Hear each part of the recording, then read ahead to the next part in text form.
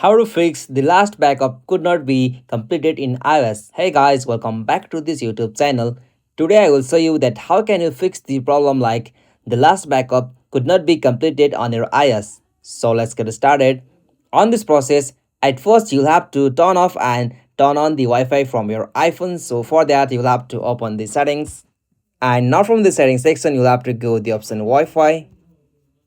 Okay, so simply from here you'll have to turn off the Wi-Fi and again you'll have to turn on the Wi-Fi and you have to connect with your network. Alright, so after you done this from here you'll have to just back from here and now from the settings section you'll have to go with the option general. Okay, so from this section you'll have to go with the option iPhone storage.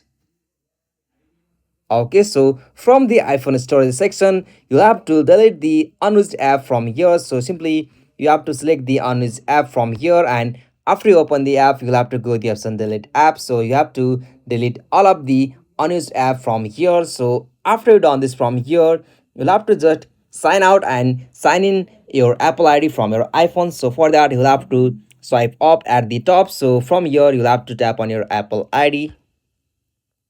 Alright, so after you open your Apple account, you'll have to just scroll down at the bottom and go the option sign out. So simply tap on it. Okay, so from here you'll have to verify with your Apple ID password. So after you done this, you'll have to go with the option turn up. So after you turn off this, you'll have to again sign in with your Apple account. So this is the process. If you found this video helpful to you, please don't forget to subscribe our YouTube channel for more quick and short tutorial like this. Thank you for watching this video. Have a nice day.